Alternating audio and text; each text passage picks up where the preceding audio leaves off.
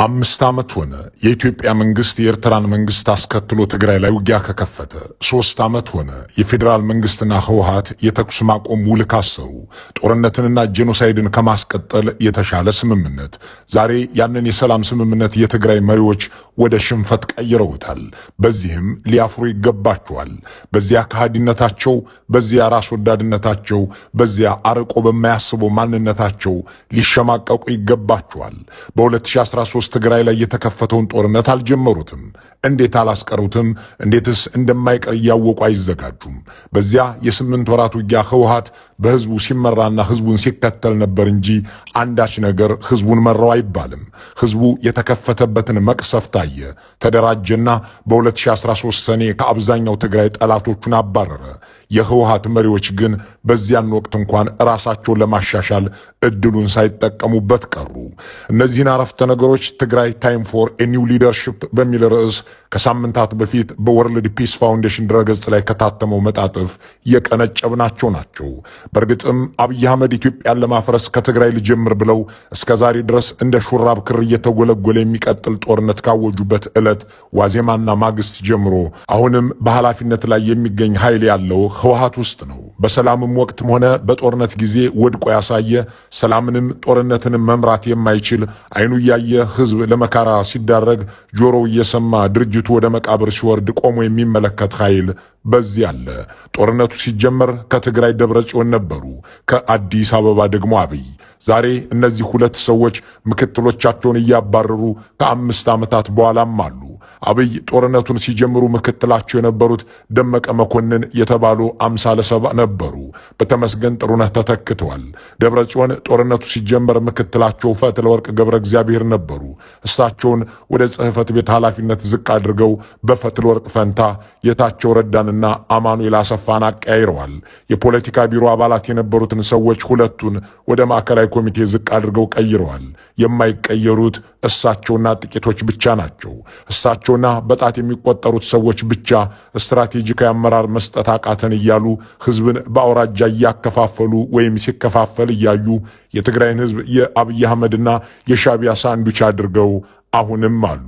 ሰላምንም ጦርነትንም መምራት እንደማይችሉ ያሳዩ ጥቂቶች በዚያ ዛሬም መቀጠላቸው ብዙዎችን እያነጋገረ ቀጥሏል። ለዚያም ይመስላል ለአዲስ አመራር ጊዜው አሁን ነው፣ ታይም ፎር ኤ ኒው ሊደርሺፕ ሲሉ ሁለቱ ፕሮፌሰሮች በዓለም ሰላም ፋውንዴሽን ድረገጽ ላይ የጻፉት። ጥያቄው ይቻላል ወይ የሚለው ነው። እልቂትን ለመቀነስ በቂ ዝግጅት ያላደረገ፣ የሰላም ስምምነትን ለፖለቲካ ኪሳራ ያዋለ፣ የፖለቲካ አጋሮችን ለመፍጠር የማይተጋ አመራር ራሱን ገለል ማድረግስ አልነበረበትም ወይ የሚለውን ጥያቄ ለመመለስ ስናጠያይቅ አስገራሚ ጉዳዮችን እንሰማለን። የህወሓቱ ሊቀመንበር በድርጅታቸው ባህል ታይቶ የማይታወቅን ቅድመ ሁኔታ አስቀምጠዋል ተብሏል። ሊቀመንበርነቴን የምለቅ ከሆነ ለነከሌ ነው የምሰጠው እያሉ የሚተኳቸውን ሰዎች መወሰን ጀምረዋል ነው ነገሩ። ሊተኩኝ ይገባል ያሏቸውን ሰዎችም እንነግራችኋለን። መቀለ ከተመላለሱ ዲፕሎማቶች መካከል አንዱ የተናገሩት ደግሞ ገረምም ይላል። የህወሓት መሪዎች ሚሊዮኖች ያለቁበትን ጦርነት እንደ ኒው ላይንስ ኢንስቲትዩት ያሉ የህግ ተቋማት የጄኖሳይድ ወንጀል ተፈጽሟል ያሉበትን መንጋዊ ዘመቻ ለመታደግ አስቀድመው ስራ ለመስራታቸውም በጦርነቱ ወቅት ስህተት መስራታቸውም ሆነ ከሰላም ስምምነቱ በኋላ ህዝብን ጣጣ ውስጥ መክተታቸው የቆጫቸው አይመስልም። ዲፕሎማቱ እኔ እኮ 10 ሀገርና 100 ሚሊዮን ህዝብ ገጥሜ ያሸነፍኩ ነኝ ሲሉ የተናገሯቸውን አዲስ አበባ ላይ ተናግረውታል። ወደ እናንተ እናደርሰዋለን። በእርግጥ የህወሓት መሪዎች ለአሁኑ የትግራይ ህዝብ ምንድናቸው? ዕዳ ወይስ አማራጭ ሲታጣ የሚመለመሉ ጎማታ?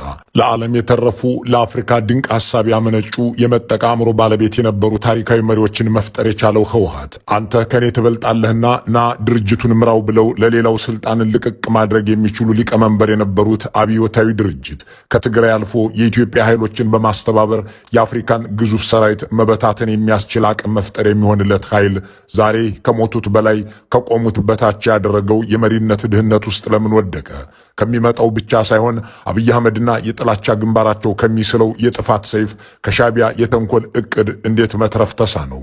ደግሞስ ደብረጽዮን ያቋቋሙት ኮማንድ ፖስት ዓላማው ምንድን ነው?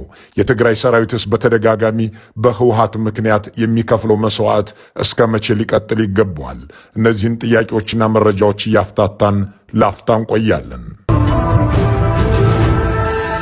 አብይ በኢህአዴግ ምክር ቤት ምርጫ ጊዜ ሊቀመንበር እንዲሆን ተብሎ ጥቆማ በተደረገበት ወቅት የህወሓት አባላት እዛ የነበሩት የምክር ቤት አባላት በሙሉ ማለት ነው በተለያየ መንገድ ተቋማቸውን ገልጸዋል። ትክክል እንዳልሆነ አብይ አገር የመምራት ብቃት እንደሌለው እንኳን አገር ለመምራት ወረዳም መምራት እንደማይችል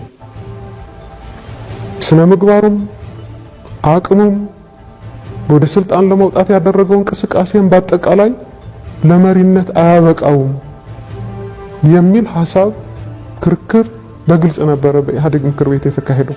የአገሪቱ መንጋ ባይሰማም የህወሓት የቀድሞና የአሁን መሪዎች አብይ አህመድ አሁን ያለችውን ኢትዮጵያን እንደሚፈጥሯት አስቀድሞ አበክሮ ተናግሯል። ያሳደገውን ውሻ የሚያውቀው ጌታው ነው። እነሱ ስለ ጠቅላይ ሚኒስትሩ የሚናገሩት ነገር በጥንቃቄ ሊታይ ይገባል። ደግሞ እያንዳንዱ የአብይ ጉዞ የእልቂትና የጥፋት ነው ቢባል ያልሰማው መንጋ ሙሴን አትንኩብን፣ መጀመሪያ 95 ሚሊዮን ሆነን 5 ሚሊዮኑን እናጥፋ እንጂ ሌላው አረፋ ነው አለ። በመጨረሻም ኢትዮጵያና ህዝቧ አሁን ላሉበት መከራ ተዳረጉ።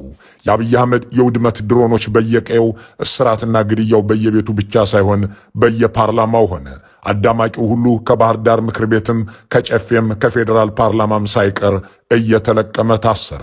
አገር ማቅለበሰች። የአብይ አህመድ የቀድሞ ጌቶች ያሳደጉትን ጥርስና መዳፍ የመንከስ አቅምና የማጥፋት ችሎታ ሲናገሩ ያንን የሚመጥን ዝግጅት ያደርጋሉ ተብለው ሲጠበቁና አድርገዋልም ብለውም ሲገመቱ በመጨረሻ እጃቸው ላይ የተገኘው 9000 ሰራዊት ሆነ።